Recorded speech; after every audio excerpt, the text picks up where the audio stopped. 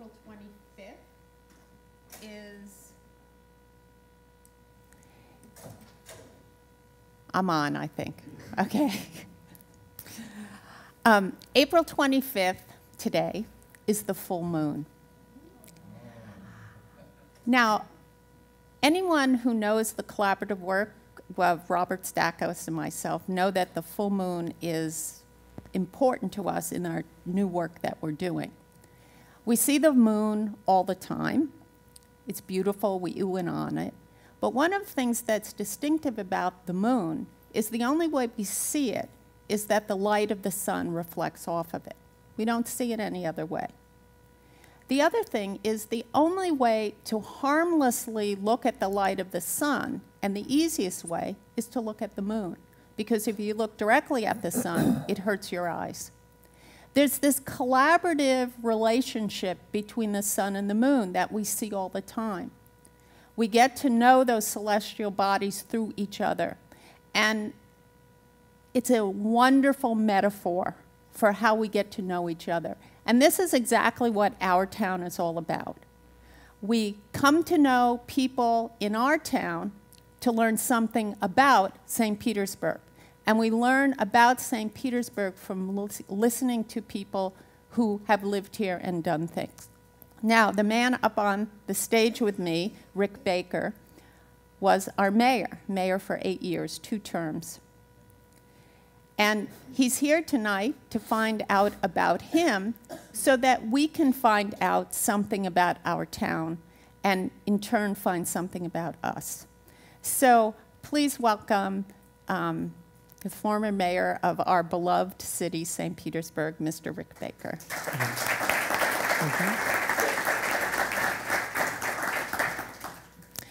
My first question to every one of my guests is always, how did you get to St. Petersburg? Well, first of all, thanks for having me. Oh, you're welcome. And thank you all for coming out, and I look forward to the talk. I think this is going to be fun. How did I get to St. Pete? Well, I lived in a lot of places growing up and wound up graduating from high school in Brandon. Which is north of Tampa. East of Tampa. East of Tampa. East of Tampa. It's out there. And Brandon, my parents, of course, were still there. And I went up to Florida State, and so I went back and forth to school for 7 years and eventually got a law degree. And when I got out, I wanted to live near my parents. And so I looked for a job, and the job I got was in St. Petersburg. So I wound up coming here. And was there something particular about St. Petersburg that had you choose that law firm, or was it that you got a job? They were going to pay me. Oh, which is important. That was very important to me back then. It was, no, I don't know that I'd ever even been to St. Petersburg up until the time I took the job. Like I said, I traveled back and forth and may have driven through on the way to the beach, but really had never been to the city until I came and interviewed for the job. When you were in high school, did you hear anything about St. Pete? Did it have a reputation? Well, I was only in high school in Brandon for 6 months. Oh, okay. See, I was in Miami. My dad got a job up in Tampa midway through my senior year of high school. Oh, my. And so we moved to Miami. I wasn't really wild about Miami, so I didn't mind it too much. Now, how was that, traveling around and moving from school to school? Is that a difficult thing to do? Well, I mean, I think there's good both ways. But I was really determined. My children have both lived in the same house since they were born, and they'll be graduating from high school in a year and 2 years, and that was very deliberate on my part because I didn't care to move around that much growing up. I kind of wanted. I like to be grounded, and but I think it probably also helped me to experience. I lived in Indiana and Chicago, and Miami, and Brandon. You kind of learn how to get to know people pretty quick.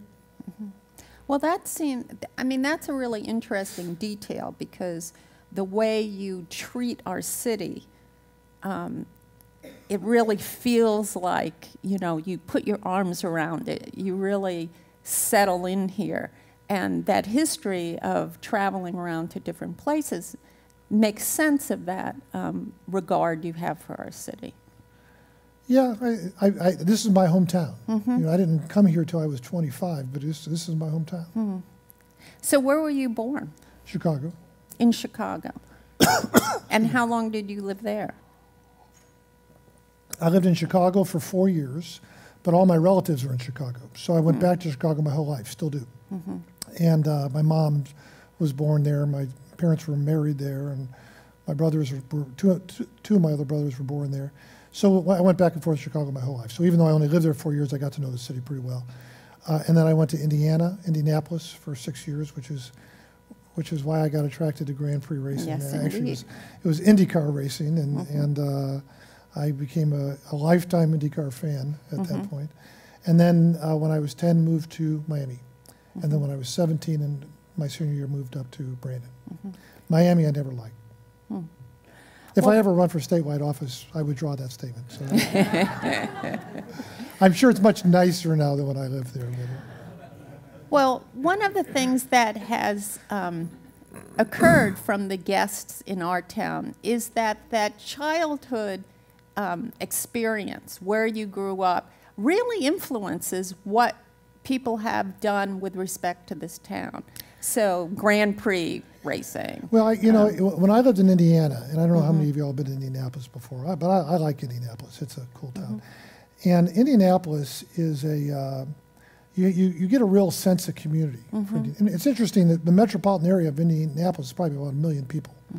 And so the city is, it's about like Pinellas County, right? And the downtown, they've got a big area called the Circle. Yes. Right? You've been to the Circle. And We've if been anybody grew up in Indiana, they remember the Circle. And I remember as a kid going shopping with my mom at the Circle. And it's a big, it's got a large monument to Victory, and it's a fountains, and you drive around the Circle, but there's shops all the way throughout. It's a really sense of a community in a town, a city, right? It's a place. It defines that place, yeah. And then when we moved to Miami, Miami at the time did not have that. They didn't have a downtown. They didn't really no place you would go to, and I really felt a sense of loss. And also that was back in the late '60s when we moved, and so it was the time when the country was really rapidly going away from urban centers. I call it the suburbanization of our country in the 50s, 60s, 70s, and we kind of lost our downtowns. And so Miami didn't, and I really felt a sense of loss when I came to St. Pete. We had a downtown, not a great one, back in the early '80s, but there were the people here, I think, felt we should, and so I always bought into that idea. There is a relationship between Indianapolis and St. Pete. Indianapolis has neighborhoods like we do. It has that sense of place downtown. And it has some water in it that unifies things, the White River. So, I mean, there is a similarity. And some would say they're both Midwestern towns, right? We were certainly settled by the folks coming down US 19 and 75. But us New Yorkers and New Jersey people are infiltrating, so. We're Midwesternizing you, though. It all works. So what sort of education did you have? Where did you mostly do? College or? Where'd you go to elementary school? In Indianapolis? Partly in Indianapolis, partly in Miami. And then and it was called junior high at the time, junior high and high school in Miami. And then 6 months I got there just in time to play basketball for Brandon High School. So what was your relationship to education? Because now as mayor, when you were mayor, education became incredibly important to you. Indeed, you had it on your platform, which is unusual for a mayor to do. So how was education for you growing up? It was fine. I was in public schools from kindergarten through law school. And it was I would say it was all okay. Miami was bumpy. It was during it was kind of a bumpy time down in Miami. What does that mean? What It does was that a mean? bumpy time. Well, we went through desegregation at the time, and a lot of we went through riots in our schools, and we went through in my school in Miami we had gangs, I mean serious gangs, and so Were you a member of a gang? No, I was not a member of a gang. I was a member of my church's Luther League. I see. Well, that's a gang. I guess a little different. So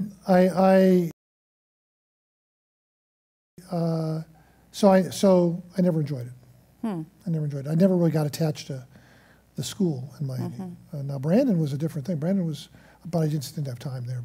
But it was that's where kind of your school where you had the clubs and kind of like what I imagined St. Pete High was probably at the same time. I always what I've heard about it.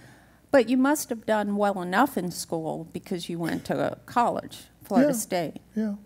And was that valuable? I mean, did you value learning? Did you think this was a wonderful thing, or was it just something you did growing up like a lot of It was just something I did growing up. It was I didn't really develop a desire to learn, to be honest with you, till I think my first year of law school. I went to college. I was the first one in my family to graduate from college, but I went because my mom told me I was going to go. Well, I mean, from the time I was that's often the case. From the time I can remember, she said, "You're going to college," and so my parents, neither of whom graduated. Well, actually, my mom graduated from college after I did, but my dad never did, and my parents had not gone to college when they were young, but they raised 4 boys. And all 4 have bachelor's degree, 4 have master's degrees, and 2 of us have doctorate degrees. So my mom was pretty serious about her instructions to us. And why do you think they valued education so much? I think it's the American dream, right? It's the idea. They were Depression people, World War II. My dad was in World War II, and they just saw that, the GI Bill, post World War II. There was a high value placed on education. And I think they saw that as a way to succeed and to be stable. I don't think there was ever in my family this drive that we all have to become rich. But I think because they came out of the Depression era, that there was a desire for stability and desire for security. Security is probably a better word. A desire to have enough to be secure. And they instilled that in you. Absolutely, yeah. So what you said when you went to law school, things changed with respect to education, your excitement, you're really valuing it. So what happened? I was terrified. I got to law school. I never intended to go to law school. I never met a lawyer before I started law school. But I had gotten my bachelor's degree. And what was your major? Management, business management. Because my dad was in business, I thought, okay, I didn't know what to major in, so that's what I majored in. And then I graduated early, so I had some more time, so I decided to get my MBA, and I started on my MBA. And while I was in my MBA, all my friends from my fraternity took the LSAT exam, and so I took the LSAT because they did, I did. So I took the LSAT. This is literally, I did no preparation for it, and it was the day of the Florida State game, which is always big if you're on either side.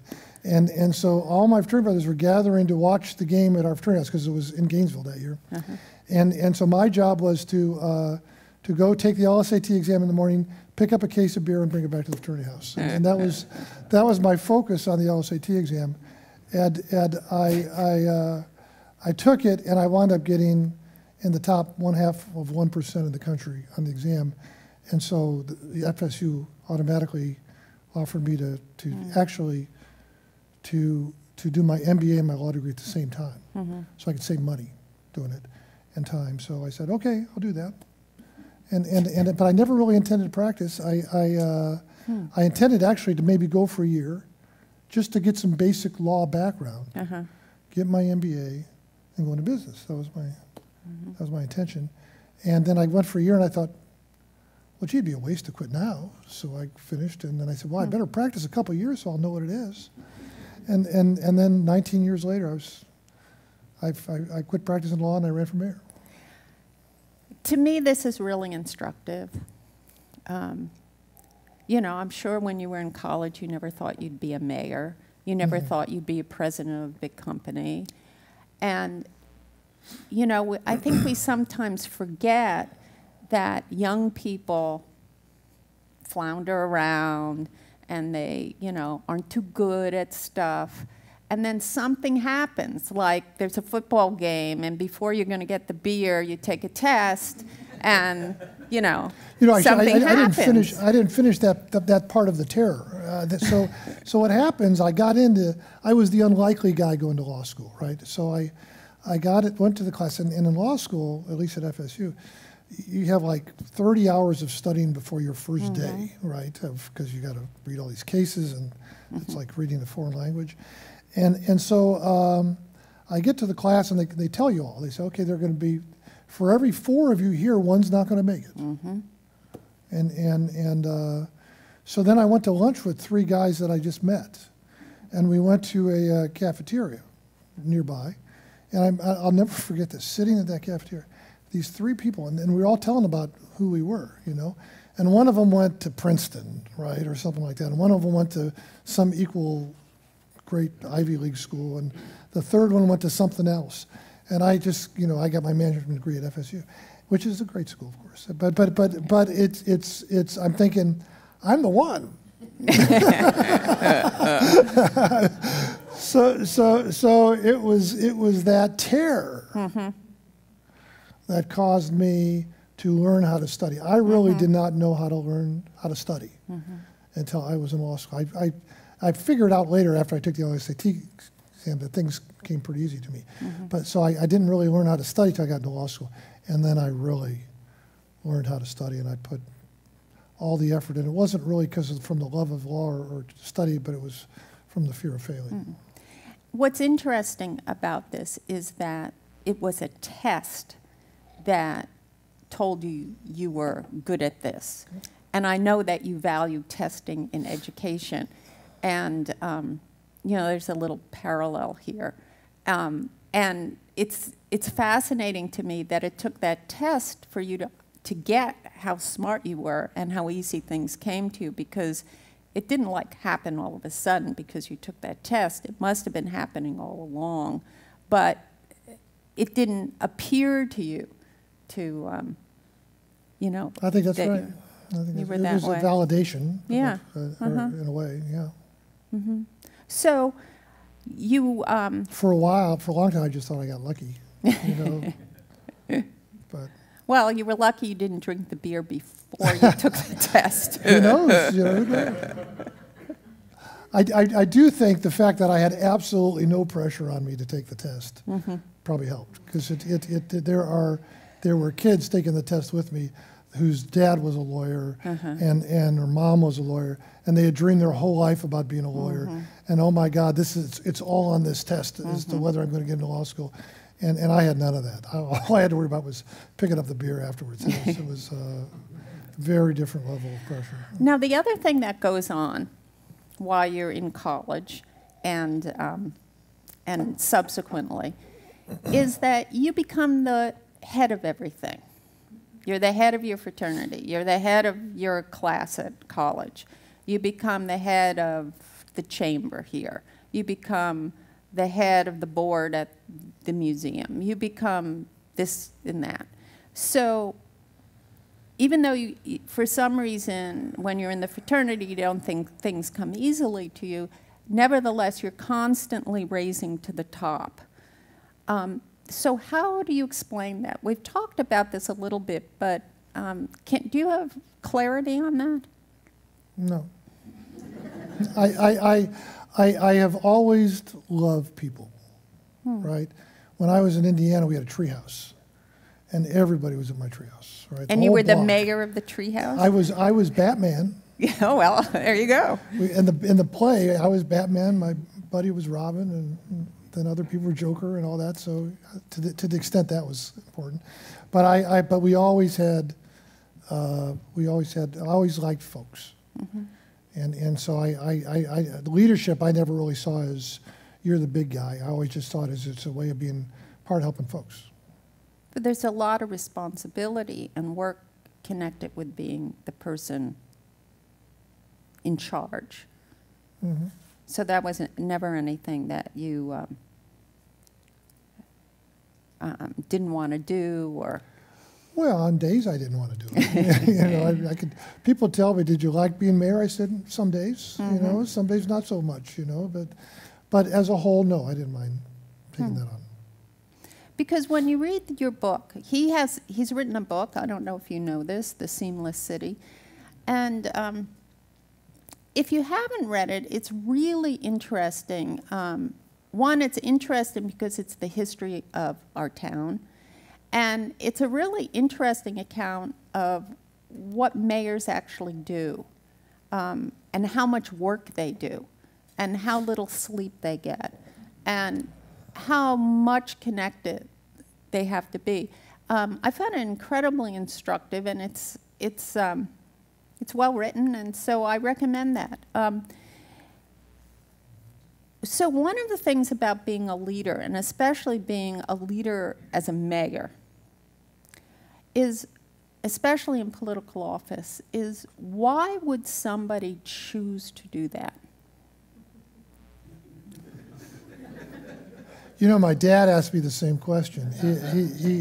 My dad passed away midway through my 2 terms, but at one point, I think he finally came around. But at one point, he thought it was the stupidest thing I ever did. And of course, remember, he's a Depression era guy, and I was president of a law firm and had this practice and was doing great, right? And you don't make as much being mayor as you do as president of a law firm. No. And you are really abandoning a practice because you never get it back. And so it's a big risk to take it. So he really thought it was stupid. But but he loved me and he supported the idea. But I think he was always perplexed by it. I think, why did I run for mayor?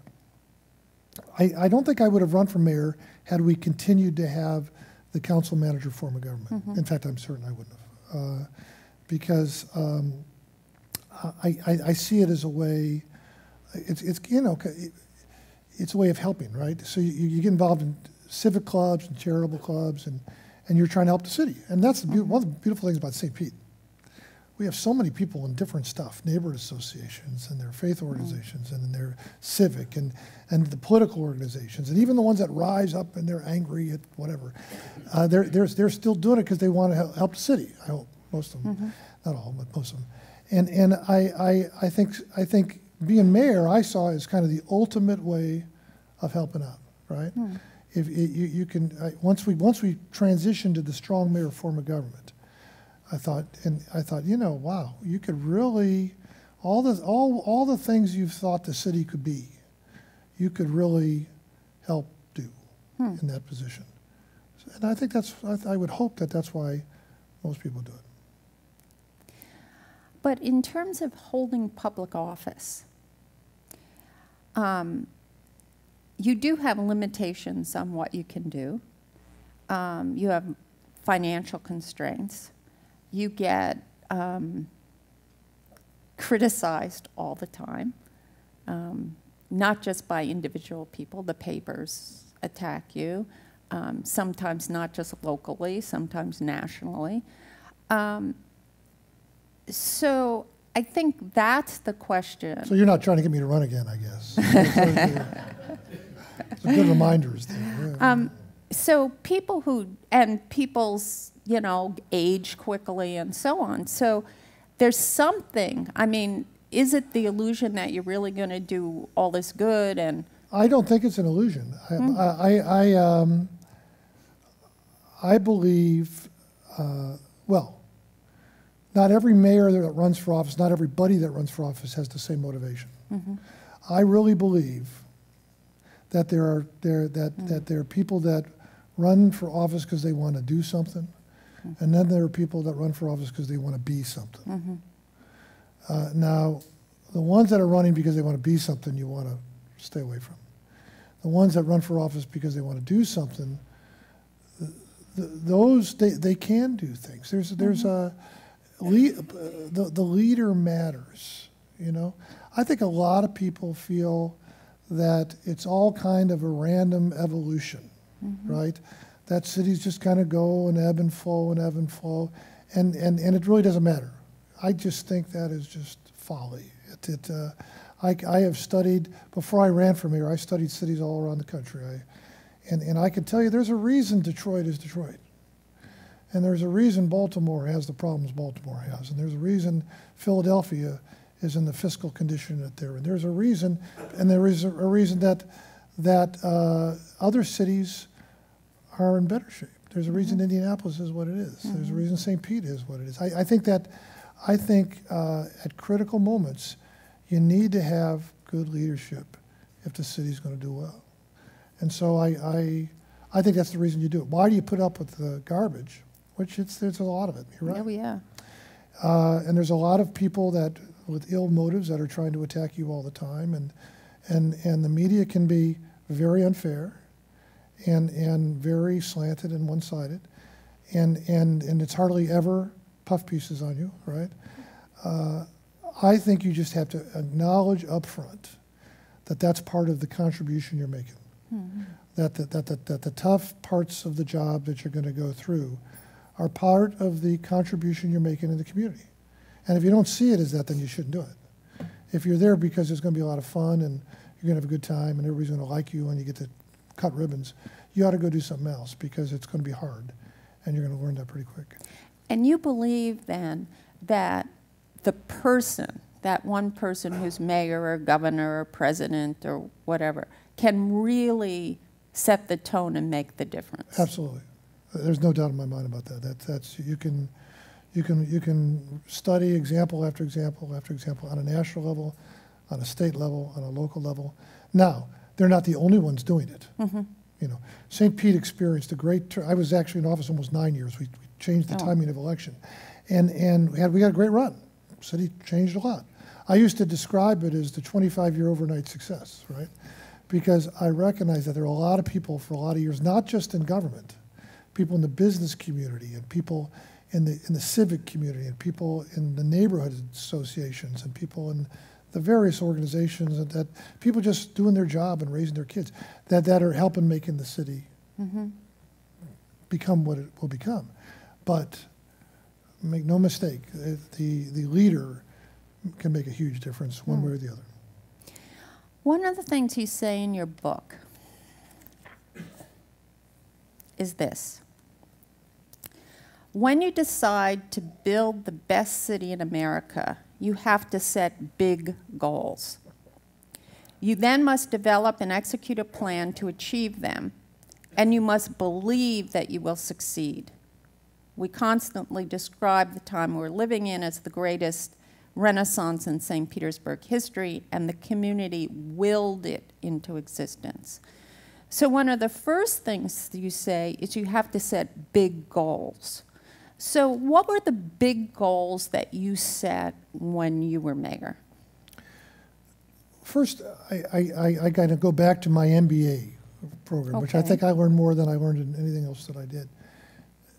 And that was strategic planning. They teach you, that's essentially what they teach you in that program, is strategic planning. They do it in all different ways, but that's what it is. And so, so many of us, you know, I'm a believer enough in strategic planning. I think you ought to do it for your personal life. I think if you're in a civic club, you should do it there. I think if you are a museum, you should do it there. And I think if you're running a city, you should do it there. If you're in a business, you absolutely should do it or you're going to be out of business. But if you should do it all there. So we started with a strategic plan for the city. Every plan starts with a mission statement, and then you have strategies under it, right? So our mission statement was to build the best city in America by working every day to improve the quality of life of the people that live here. That was our mission statement. And people would say, oh, come on, best city in America, come on. And especially in 2001, they'd say, St. Petersburg, best city, come on. And my response was always, you know, if my goal were to build the 4th best city in Florida, who's going to follow me, right? If I was going to say, you know, I think we could be 10th in America. There are 9 good ones, but I think we could be 10th. You know, who's going to follow that? I believe St. Petersburg is the best city in America. I believe it is. And I believe when you set a goal like that, then people want to be part of it. And resources flow to it. They do. Now, you got to work, but they flow to it. And then we had our strategies and 5 different points, and I could go through it for a long time. So what do? Well, we went into what we now call Midtown. Correct. Midtown didn't have a name. It was called a lot of bad names, right? And I really felt, I got to know Midtown. We can talk about how, but I got to know it before I became here. And what really struck me about Midtown, to me, most things are about kids. And what struck me about Midtown was kids were growing up in an environment that I wouldn't want my kids growing up in, and that's not right. And if my kids, I don't want my kids growing up, we shouldn't want anybody's kids growing up. So we should go into Midtown and we should figure out how to change it. And our goal was to build a seamless city, hence the name of the book.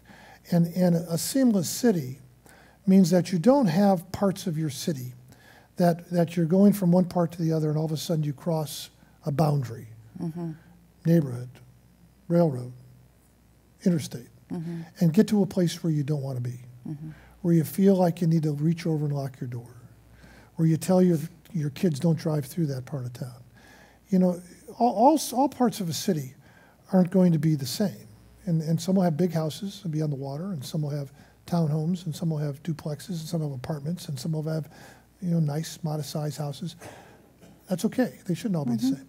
But they should all be safe. And they should none of them should have drug dealers on the corner. None of them should have prostitution. None of them should have children afraid to go out and play in them. So our goal was to build a seamless city. That's a big goal. That's a big goal. And are we perfect? No. But we really, we've had Urban Land Institute come here. We've had the U.S. Conference of Mayors come here. By outside people coming in will tell you that we probably got closer to that goal than any major city during that period of time in America.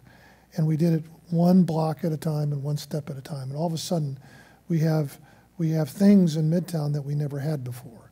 We have a grocery store and a bank, and we have shopping, and we have a clinic, and we have a Royal Theater, and we have the corridors are clean, and we have Dale Holmes Park and a library, and lots of other things, all of which were really hard, really hard. And yet, because people saw this goal that we had, so we had this long list. We went out in the community, we got the list. And then we went out attacking the community's list. Not our list, the community's list. And one of them on the list was a bank. Well, it's hard to get a bank into a community that doesn't have high income levels, that is a community that you would economically put a circle around and describe as Midtown. And we tried effort after effort after effort after effort to get a bank. Couldn't get one. Had 2 that were going to go, and then they didn't. Bought a lot, they didn't go. And then in 2008, Lehman Brothers declares bankruptcy, and I'm out of office in 2010, and people are saying, you're going to get all the other goals. You're not going to get that one. And I was at a little shopping center over at Northeast Shopping Center, and I was at a store, and they had Winston Churchill's quote, never, never, never, never, never give up. I bought that, put it on my desk in my office. I told everybody, that's the bank in Midtown. We're going to get it. And my last full year of office was 2009, and I'm talking with the folks from GTE Federal at the Grand Prix. And they're telling me how they're doing stuff. I said, why don't you come to Midtown? Why don't you? And they said, we've thought about that. We saw what you're doing, and we're interested. So this was like April, right? I was out of office January 2nd, right? And we hadn't even started talking about it. Well, we got a plan put together. We put together the financing, the plan, and everything else for it. And they did construction. They started construction, but they wanted to have it done before I left office because they bought into the seamless idea. And they did. We opened it, I think, December 29th. And so when you set that kind of a goal, people want to be part of something special, right? They want to believe that things can do, and I happen to be one of those people that believe you can do stuff. And so what do you think about the status of Midtown now? Did the Sweep Aid decision break your heart? No, it didn't break my heart, but I'm involved in it. And I believe at the end of the day we'll have a grocery store there. So That's part of Winston Churchill's quote, right? That's very good. So it's yeah.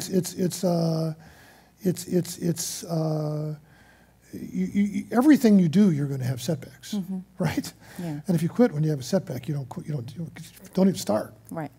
because everything is like boom, oops, move over, boom, boom, boom, boom, boom, boom, and a lot of people will look at downtown. Wow, look at all the buildings that were built. Look at all the development they had. They have, for every one, there were 3 we tried, right? And we just didn't do it. But you don't know which of the 4, you don't know which one's going to work. So you got to try them all, right? So when you have a setback, like the Sweet Bay grocery store, if anything else, you should be redoubling your efforts. Absolutely. And saying, oh, this isn't going to hold us back. You know, when I was in the middle of the Midtown effort, we had the Tyronn Lewis trial. Oh, yes. You might remember that, and that was a tough time. And there was an effort by some very small percentage of the community to use that trial in a way to create a disturbance in the city, right? And that was one of those not sleeping nights that you talked about. And so I was up all night as they were doing that, and we had 20 arrests in one night, and went on every station at 3 a.m. Now, I knew everybody was sleeping, but I also knew whatever I said at 3 a.m. was going to be on every morning show the next day. And I made 3 points. One is I thanked the police, the officers, and the firefighters for the great work that they did that night, which was they showed both they did an incredible job of arresting people and with restraint. I said that whoever was involved in this is against Midtown, and they're the enemies of what we're trying to do.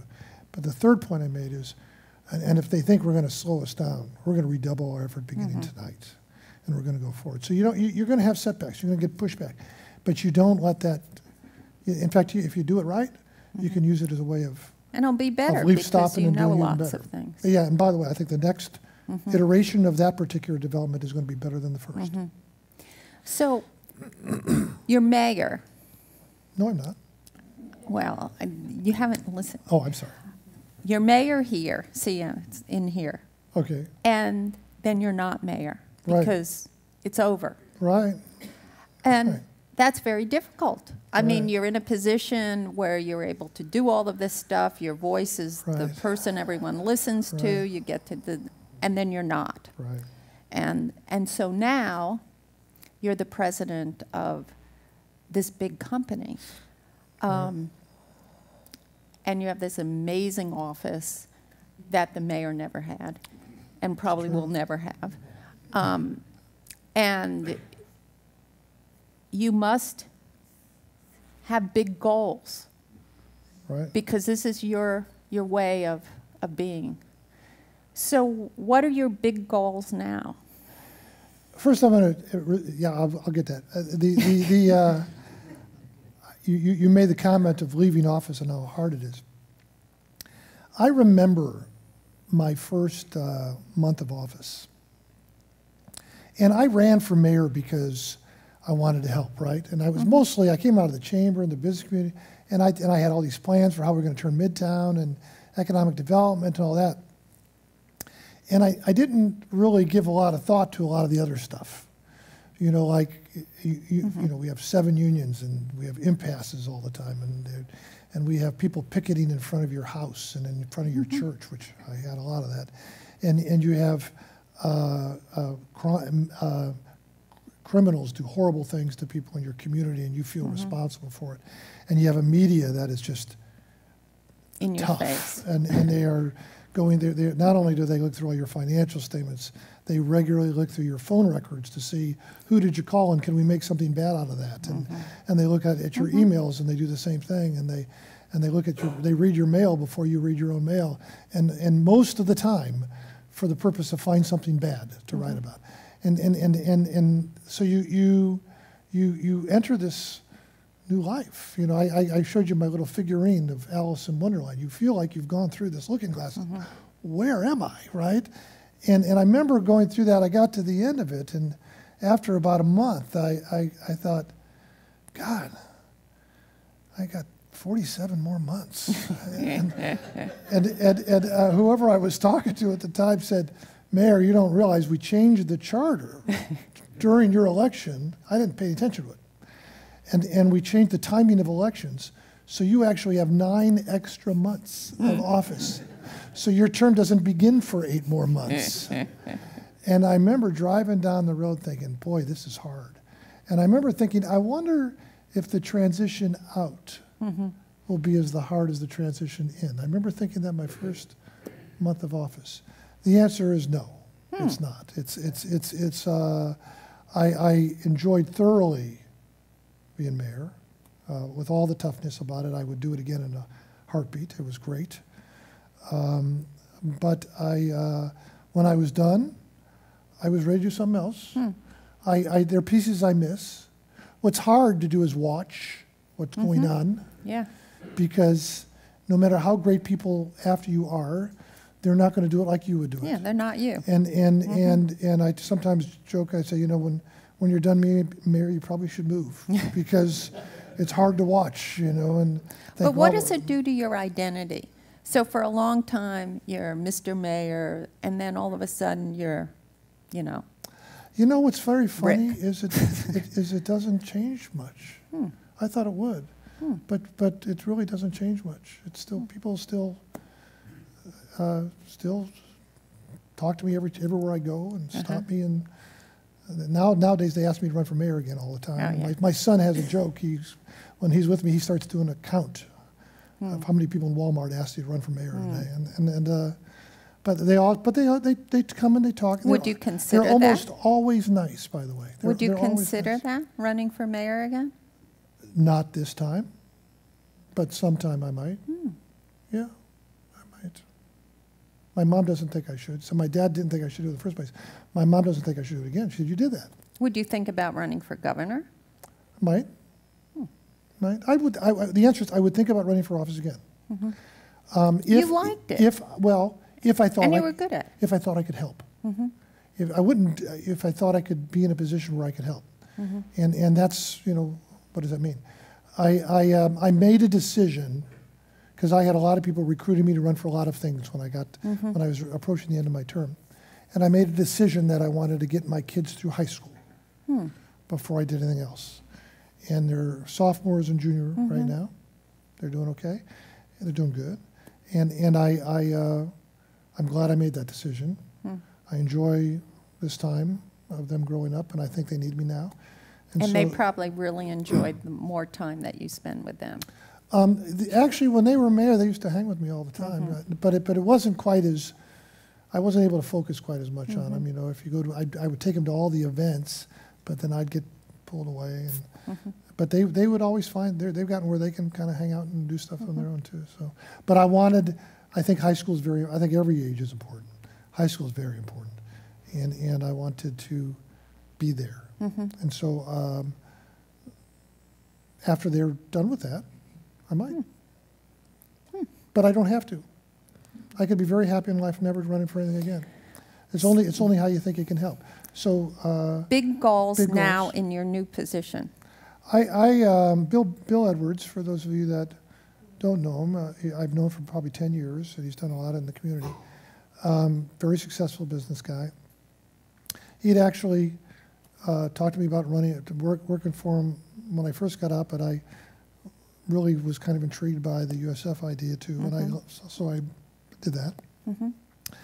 But he talked to me last fall, winter, and he said, you know, I'm planning on selling my company, his big company, the mortgage company, which he is. It's public, everybody knows that. And I really want to kind of consolidate all the rest of the stuff we're doing, and it's a lot, as you know, we talked about it. Hotels and real estate and development and lots of stuff, entertainment, recording studios. And he said, I'd like you to help, I'd like you to run it for me, the other stuff. But my objective is really to help the city. Because I've made money, but I want to help the city. And I think we can do this. It's very smart to ask you to be part of it. And to me, was the right question, right? That was the right opportunity, is where I could continue to help the city in a different way. And I don't even know what that will mean. But when I became mayor, I remember when I became mayor, I said, well, we're going to support the public schools. I had no idea what I was going to do. As you can read the book, we did a lot. Yes. But we made the decision that we were going to help them. Well, Bill's really made the decision. He wants to use his resources and his talents and to help the city. You know, we need people like that in the city. We have a lot of them. Some of them are here. But you need, the more you can get, the better. And so that's what he wanted to do. And so I said, okay. And we're doing a few things right now, as you know, but we'll do more. Well, could you say what they are specifically? What we're doing now? Yeah. Well, right now, everybody knows we're doing what used to be called Baywalk, the Shops of St. Pete, and how is that going along? That I think is going to be fantastic. I have great confidence in it.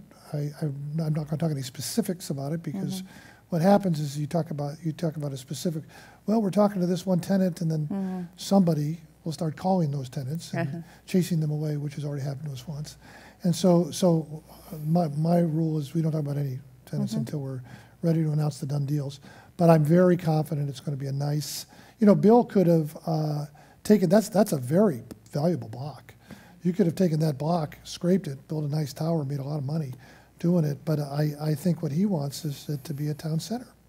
He wants to have a lot of shopping for people in our community, and he wants to have some first-in-class restaurants in the community, and I think we're going to. And what does that mean to be a town center? Well, what is the circle, right? I mean, it is a place where people gather, right? And I think this will be a place that people gather. That's the beauty of St. Pete, is we have gathering places. We sure do. Right? Beach Drive is a gathering place, but so is Straub Park, and so is Vinoy Park, and so is Demon's Landing, and so is Alline Park, and so are the museums. We have great gathering places in our community. This will be one of them. So you're convinced that this anchor will help bring people up from Beach Drive and move up through the city? They will bring, I believe cities are like the human body. You just have to have vessels that can make sure the blood can get around, right? And that's the way I look at transportation systems, by the way. If you have the transportation systems in place, it'll help things thrive, and if you don't, they won't. So I'm not sure I'm trying to bring them from Beach Drive. I'm just, when I was mayor, we did Beach Drive. And then we did what we called the Beach Drive Connector Plan, where we did pedestrian connector walkways to McNulty area and to Janus and to Baywalk for the specific purpose of not having them go one way or the other, but having them be able to go everywhere. And by the way, we did it like you do when you build a university. You build a university and you don't put the sidewalks in. And then you see where the dirt trails are, and then you put the sidewalks in, right? Because if you don't do that, you'll build your sidewalks and you'll still have the dirt trails. So what we did was on Friday and Saturday nights, when I was mayor, we'd walk around, see where people were walking. And then we would make sure we fixed the sidewalks and the lights and everything else to kind of encourage that pedestrian activity through the area. I think that what will happen is the shops will become one of those. I think it could help actually kickstart another wave for the city, because I think it'll be another one of those activity centers, not just for the people that are already here and already coming here, but for the people that are coming from other places and are going to enjoy it. Comparing, now that you've had but private. That's only one of the things we're working on, but that's one of them. Do you want to tell me what the other Well, ones? the other ones, we run the Mahaffey Theater now, and got a lot going on in that. I mean, our objective is, I think Bill's done before I ever came, has done a good job of getting programming, and the objective is to continue to have that, make great programming for our community and our city, Treasure Isle Yacht Club, real estate, and we're looking at other development property. We got entertainment. We do a lot of shows in the parks, but we also just did a big show at the MGM in Las Vegas. So we got a lot of different moving parts. But I think for me, at least half of my time is on the shops. So you were in the private world, then you were in the public world, and now you're in the private world again. And you're in the private world in a company that has a lot of clout. And one of the issues that I always find interesting is the public, being a mayor, has a lot of influence on the direction of the city and what gets done. But a company that you're president of has a lot of influence on the way the city happens. So how does that balance out? And which one do you like to be in best? Well, I've only done this a couple months, you know, so I don't know. I think I like it so far. Mm-hmm. And I think I will like it in the long term. I don't know. It's hard to say which do you like best. I mean, nothing can compare to being mayor of the city. I mean, that just both the terrifying pieces of it and the opportunity to do incredible things. You just, if you do it right, Mm-hmm. you know, you got to do it right. But nothing can compare to that. But I think we can do great things for the city through the private sector as well. And there are a lot of people who do it right now. Mm-hmm. A lot of people doing it their whole lives, and so it's just different. And how do you balance what the private sector chooses to do? Like, for example, in the public realm, we know that citizens have a lot to say about what our city does. We see that with the lens, which is going on now. There's a lot of community stuff happening around it. But in the private sector, you have your own money. You don't have taxpayers' money. You have your own money. And you don't have to answer to the citizens. You have a little bit more leeway. You know, I disagree with that a little bit, Oh. because in the private sector, if the citizens don't buy your product, you're not going to go very far, right? So ultimately there is a public, a consuming public, which is the whole basis of the free market system, is that the consuming, the choices that people are making out in the world are what is going to make your business succeed or not succeed. So, I mean, there's a reason that companies have large research groups trying to determine consumer preferences and consumer behavior and desires. It's because they know if they put out a product that nobody likes, they're not going to go very far, right? So it's maybe different, and it may be that everybody doesn't come and vote for you every couple of years, but in a very real way, I promise you, Procter & Gamble thinks that the public has a lot to do with their success or failure, and has a lot of influence on that, and so they're trying to, I think, gear that. It's just different, right? But the beauty of it is, when I was mayor, we didn't just do stuff with the city. We had my school programs. We had 100 corporate partners for our school programs. 100 corporate partners. When we wanted to build Midtown, we went to folks to the reason I got to know Bill was because I was always asking him for money. I went into him. I said we needed a recording studio for the Royal Theater. And he put about $250,000 or so into the Royal Theater, and we needed scholarships. We raised money for 1,000 college scholarships for children in free and reduced lunch programs. Those children, by the way, went from graduating at a rate of probably under 50% to the ones in our program, 93%, because they had a 4-year college scholarship, and it was a great incentive between 6th and 12th grade to stay good and to go to college. That was private money. That was people like John Galbraith and Bill Edwards and many others who came forward and wrote checks and said, we'll support this. We think it's a good thing. So I don't see it as you're in this pigeonhole and you're in this pigeonhole and you're in this pigeonhole. I see it as all part of this community. And by the way, it's not just the business, it's the neighborhood leaders and it's the church leaders and it's everybody else, right? So it's that world of public-private partnerships that really work. Public-public partnerships, public-public-private partnerships, public-private partnerships. I mean, it's all that. I mean, if you were to go and look at the multiple layers that put the Sweet Bay deal together, lots of different layers, and that was true of almost everything that we did. Almost everything we did. Carl Cutler at President St. Pete College. We did more deals together. We did the West Side Library together. That was a public-public partnership, right? Public, because the state gave some money too. And a great, beautiful 50,000 square foot library, $12 million deal. The city only put $2 million into it. And our operating expenses were the same as they were at the little 8,000 square foot library, and Carl ran the whole thing. I gave him that money, and he ran it. Now the West Side has a 50,000 square foot library, public-private partnership.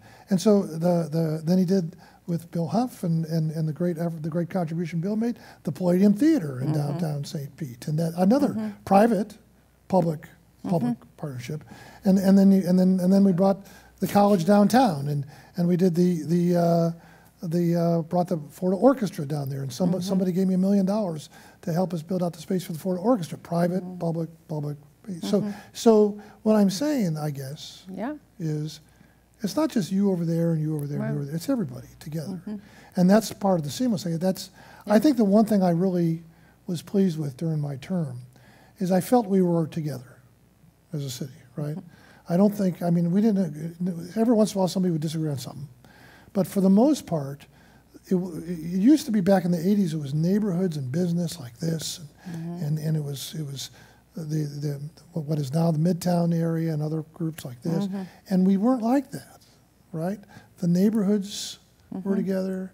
Everybody agreed that culture was an important thing. And so it didn't have to be, well, you can't win if I win, right? It was, well, culture's okay. Midtown is part of it too, and downtown and Midtown was the folks in Midtown were thinking, well, we're getting supported, so it's okay to support downtown too. And the West Side, that was I've been involved in the last 8 mayor's races, and the West Side was described in a national magazine as the grumpy part of town, right? And they were always voting on the losing side of the mayoral races. They felt left out. They felt left out, and so Kreisman was mayor. Kreisman was a city council member at the time. I'm not endorsing anybody in this video,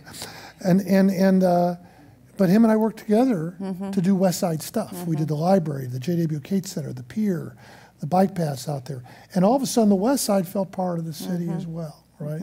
So we kind of rejected the notion that you can't all win. That's right. And I think that you know, another great day in St. Pete, right? And it was just that feeling. I think that we could all win, and I think you can. I think you still can. I don't think anything has changed. I think the basics of it all are there that we still could win.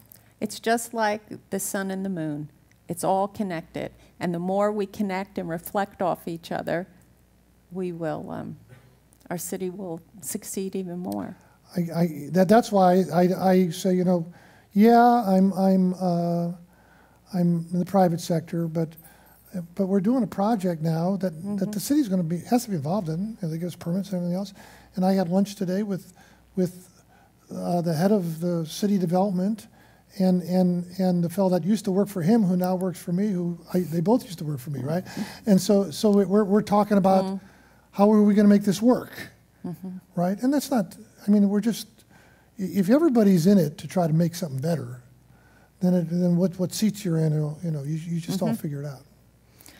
So, who has a question for Mr. Baker? Yes. Would you stand up and say your name, please? Willie Radasky. This is not regarding a possible mayor's race in the future for you. Okay. With the value of hindsight now, would you look back at your career? Is there something while you were mayor that you would say, I wish I had a do-over on that one? Well, you know, I would say nothing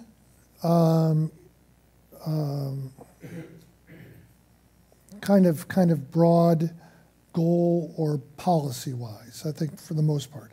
There are some tactical things I would do differently. Okay, obviously, you're not perfect. You're gonna go this way and say, you know, maybe I've been ready to go there. I'll give you an example. I was telling this to Rick and Kevin yesterday. I'd have 2-8 all the downtown roads. I 2-8 about half the downtown roads when I was mayor, and I got a lot of grief for it. A lot of grief for it. I'm not going to say which city council member gave me the most grief, but he's in office now. But I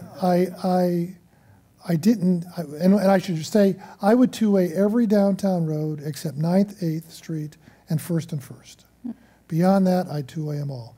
Because I think the two-lane of the downtown roads, people don't really, there's a lot of things that seem little that you do that have a big impact.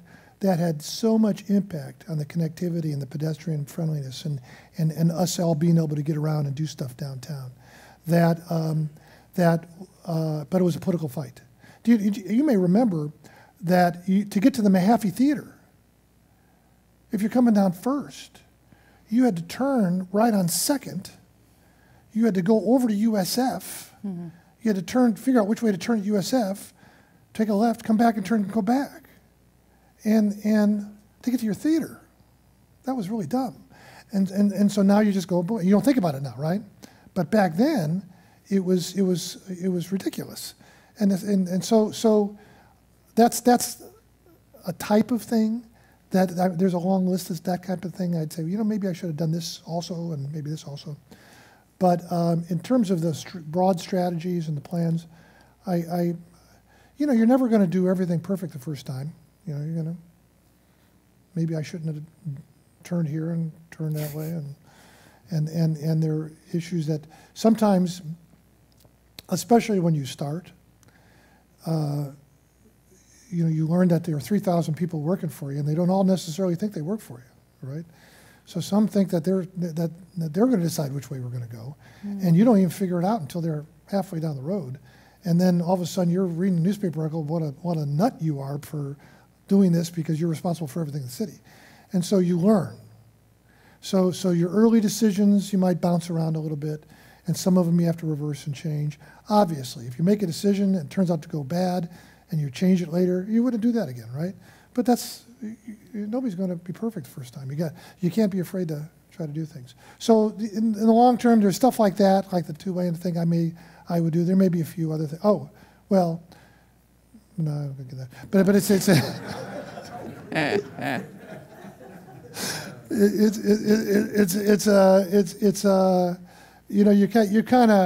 you do everything you can. I can tell you I worked at 150% and always tried to work for what I thought was best for the city. And that's all you can really ask of yourself. That's you're not going to do it perfectly. Who else has a question? Yes, would you stand up and say your name, please? Denise Holden, you said when you started out in college you went into business because your dad was in business and you thought that's where you should go, went for your MBA, but then went into law, then became the mayor. So this is really the first time that you're in business. Do you think your dad is smiling somewhere now? Thank you. That's a very sweet thing to say. It is sweet. I don't think he'd care. I mean, he cares about me. But I think as long as he felt I was happy doing what I was doing, I think he's okay with it. I think he was very proud of the fact I was a lawyer. I don't think he ever dreamed he'd have a son that became a lawyer. I think he was proud of that. And by the way, law is a business, and people don't always realize that. But that's a pretty serious business I was running for that. I actually think he came to be proud of the fact I was mayor, because my mom told me he would tell his golfing buddies, but he would never tell me, so I as far as me is concerned, it's just another phase, right? I'm enjoying what I'm doing. I was at the university for 2.5 years. I enjoyed that thoroughly. I learned a lot about universities and putting together stuff for them and research programs, which I didn't know too much about back then, and so I've enjoyed each phase. Who else has a question? Mrs. Huff. Oh. Okay. Please. I was interested in what you said about a gathering place in the city. Years ago, we had quite a downtown gathering place, and that was Moss Brothers. Everybody went to Moss Brothers. A lot of people went to Moss Brothers. You could buy anything there. You could get a really good lunch. You could get wonderful baked goods. You could get furniture, lipstick, anything. And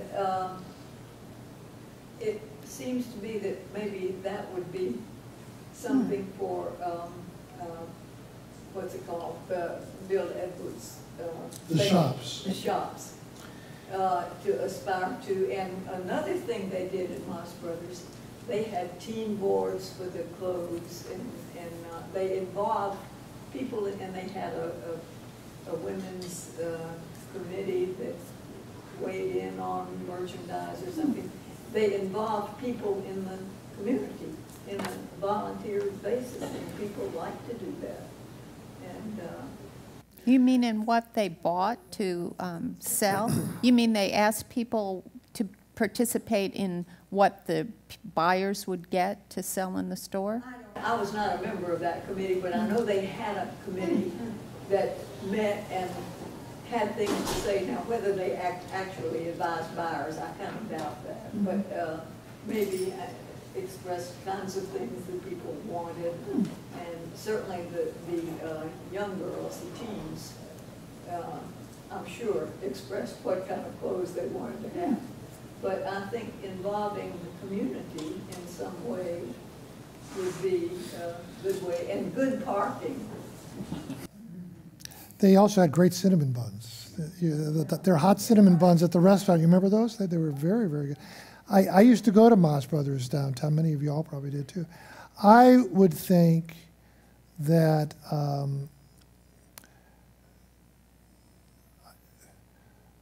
I try to be careful what I say so I don't elicit more inquiries from the media, you know, on what we're doing.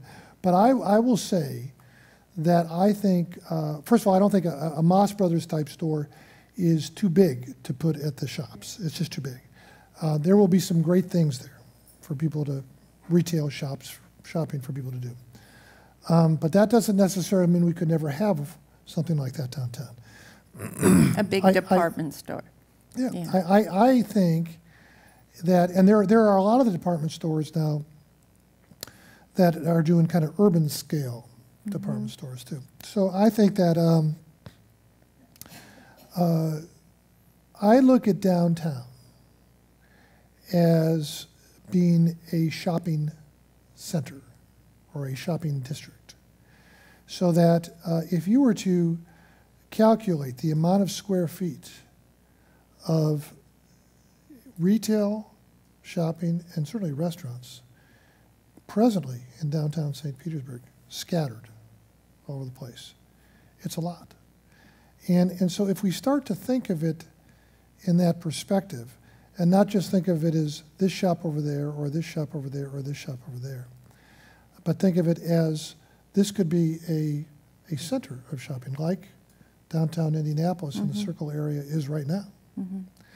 Then I think you could see that what I would hope is that the Shops of St. Pete, as it reemerges, could be kind of an anchor that can help maybe spark some more of that in and about other places downtown. There's some available places where you could do that in downtown right now. So I don't think that I would love to see downtown have more shopping in it beyond the Shops of St. Pete. And I think that that'd be a worthy goal for all of us to have. Who else has it? Yes, would you stand up and say your name, please? Hal Friedman. A suggestion regarding Hazel's, where Universal just went under. That building, I understand, was a retail building. That would be a fabulous place to put an indoor counterpart to Baywalk, but that's just a thought.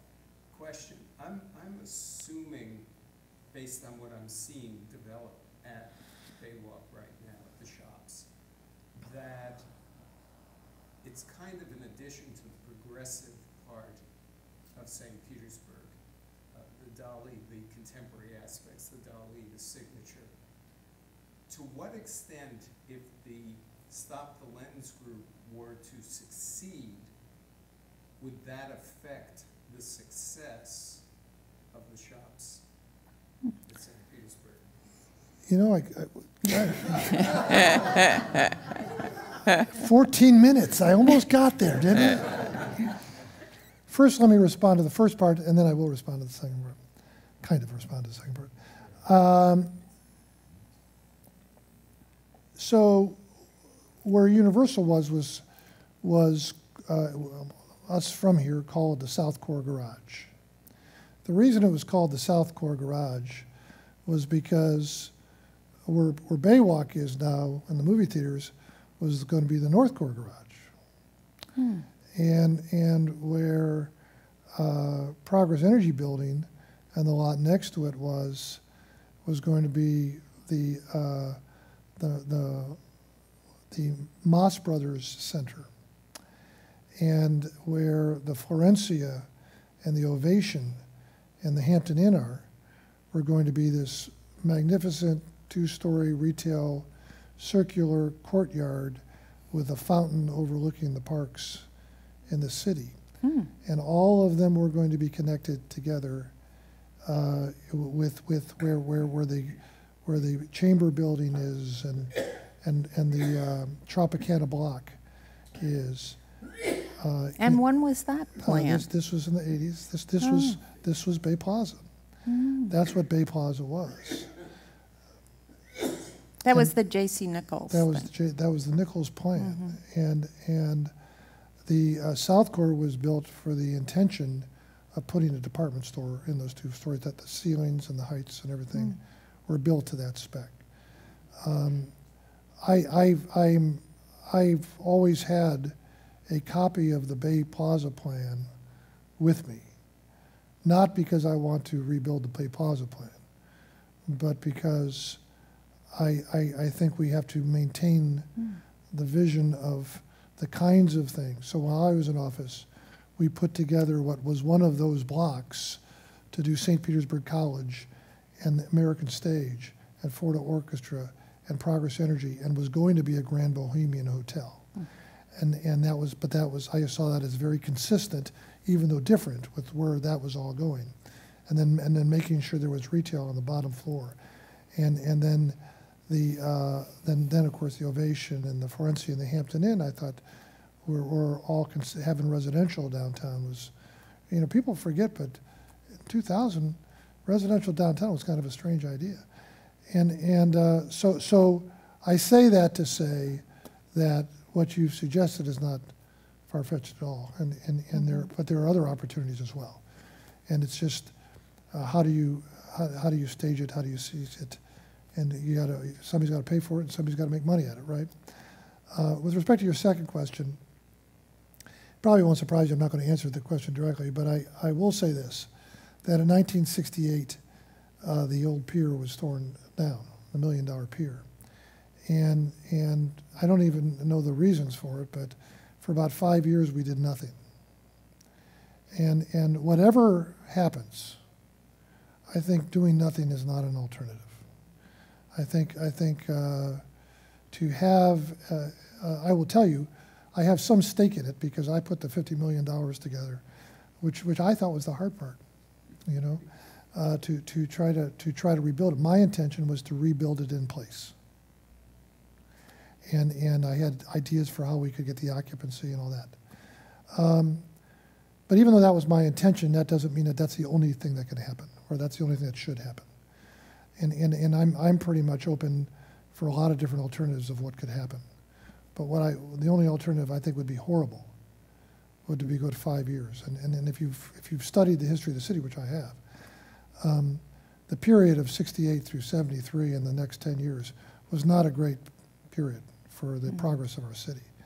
And I don't know that it was because of that, but I'm certain that the combination of that and having the Vinoy in mothballs did not paint a really good picture when you're trying to do things in the city. So I'm not advocating for anything, but other than to say I think it would be a mistake for us to not have anything to do. Who else has a question? Yes, sir. Would you stand up and tell us who you are, please? Jordan Saltzman.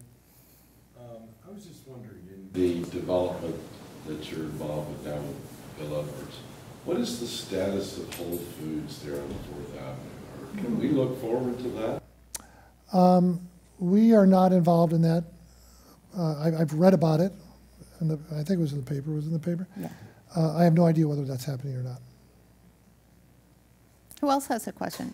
Yes, will you stand up and say your name, please? My name's Jerry B., and I was born in St. Petersburg in 1936, and so I've seen a lot You have. of changes. And when I was a kid, of course, my father was in the war, and we had light rail. And we had trolleys that went up and down St. Petersburg and got you around. I could get on the trolley. My mom wasn't worried about me going down to the Roxy Theater, paying a dime to see a double feature, and things like that. And public transportation is a real big attribute for any city. And the great cities do have great public transportation. Seems like this one is lacking badly in that area. Is there any ideas going around about that? Well, yeah, there are a lot of ideas going around about it. I guess part of it goes back to, and I have the book on the trolleys of St. Petersburg. I know where every route was. I could tell you where they are, and I'm sure it was a great time in the city. But there were trolleys in most cities, even of our size in the country at the time. Trolleys went out in the 40s when rubber-tired buses became the thing, because you could change routes if you want, and it was cheaper. It was more economical. And also, since then, we've had this entire suburbanization of America, right? We've had in the 50s and 60s and 70s, everybody got cars. After World War II, people could afford to buy cars. They bought cars. When they bought cars, they didn't necessarily want to live near the city anymore. They wanted to live in the suburbs. They wanted to have grass in the front yard. They didn't even want to have sidewalks. And they got air conditioning. So they started kind of hanging out in the house instead of out of the house. And I'm not bemoaning any of that. It was just reality. That's what happened. We suburbanized. And so people that work in downtown St. Pete may live in Tampa now. And they may live in Bradenton now. In fact, they do. And they may not even work in downtown. They may work in Carolina, or they may work on the west side. And they're going in so many different directions. And the key in transit is to have as many people going to the same place as possible in order to make it economical and make it work. So you have the lines all coming in and then going back out, right? So when you have the density of a Chicago and a New York or a Munich or a London or Paris, you have those. And Washington is fairly recent to the transit. I mean, they became dense and then they did the transit. And I remember I was in Washington when they were digging trenches through the mall to put the transit in. That wasn't that long ago. So do I think it's a good idea? I think it could be a good idea. Are there plans? Yes, there's very significant plans. I believe we'll be at a referendum on it in the next not too long period of time.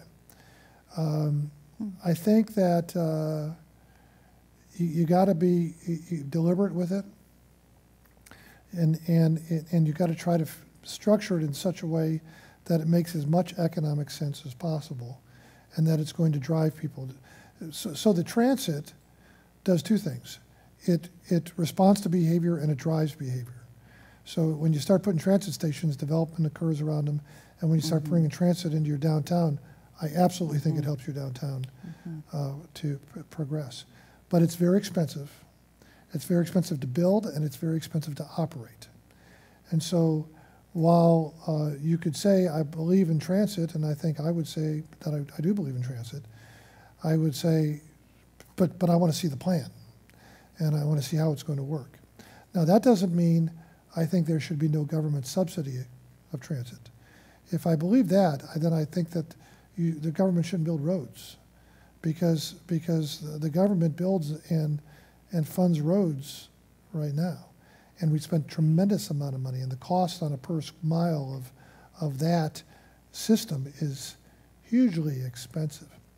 The one thing you need to always, I think it's helpful to always remember, and I've studied this stuff quite a bit, is that the transit is never going to solve congestion problems, okay? Because I was in Minneapolis recently, and I went on their transit system, And it's a nice system. It's a line going back and forth from the big mall they have to downtown Minneapolis. And a fair amount of people ride it, not huge, but a fair amount. But the roads are still pretty full, right? And if you go to Atlanta, they have MARTA, right? If you've been in Atlanta, the roads are pretty full, right? So it doesn't necessarily solve the problem. It provides another element, another amenity, another asset for a community.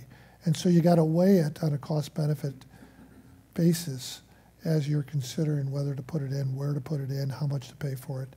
And at the end of the day, you'll have a referendum, and the referendum, of course, will be very politically charged, and there'll be lots of people against it, just as they tend to have. And that doesn't mean they're bad people. They just, so they may be right. So we really need to end, but I'm going to give you one sentence to say, because the museum closes in 60 seconds. So I don't think they'll really push us out the door. But I'd like you to give us one sentence, maybe two, that can capture your vision for our wonderful St. Petersburg in the next, let's say, 10 years. In one sentence. Two, you can.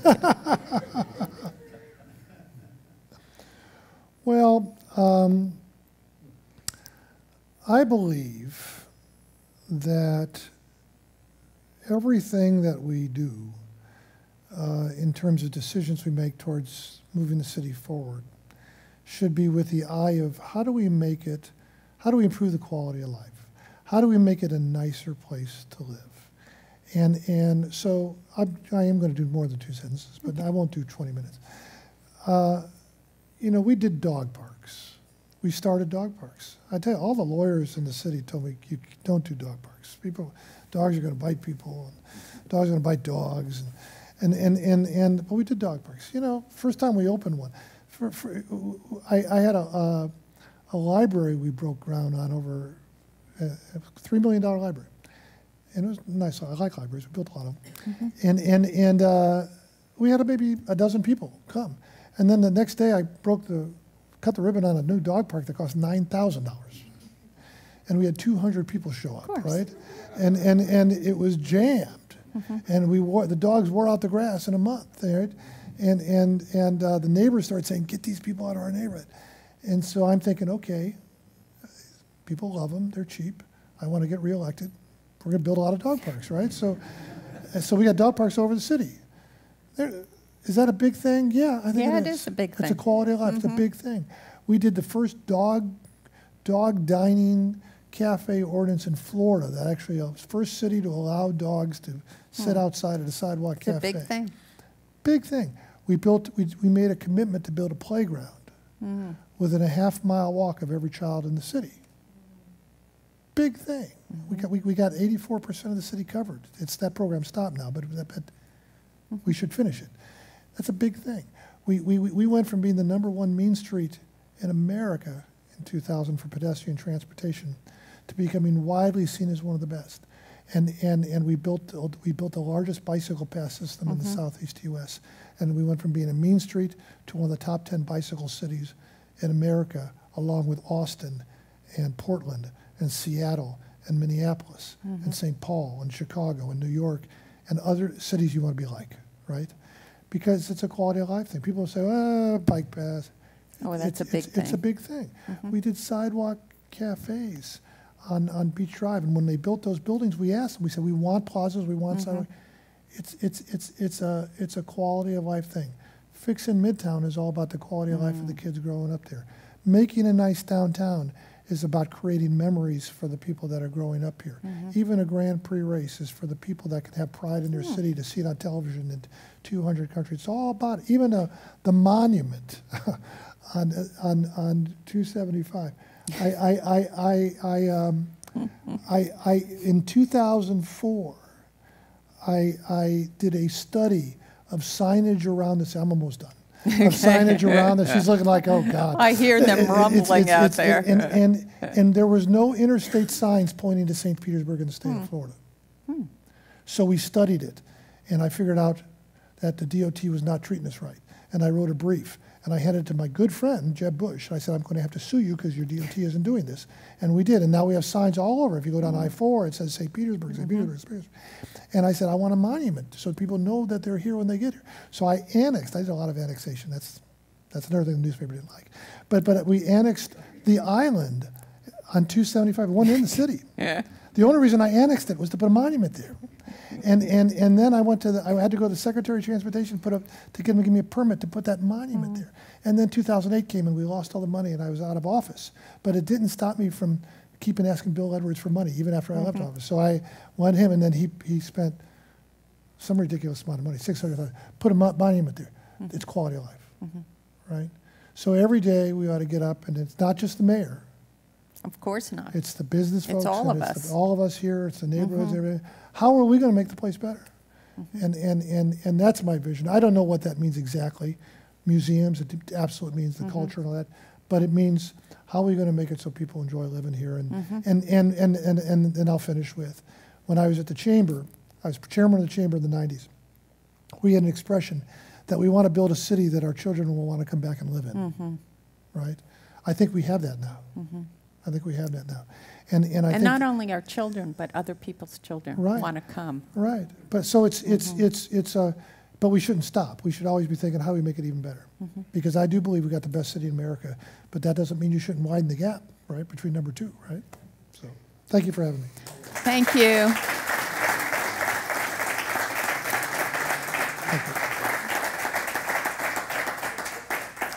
Next month, May 30th, is the next Our Town, and my guest is going to be Linda Osmondson, who, as most of you know, is Executive Director of CASA. And not only that, but she's a fascinating woman.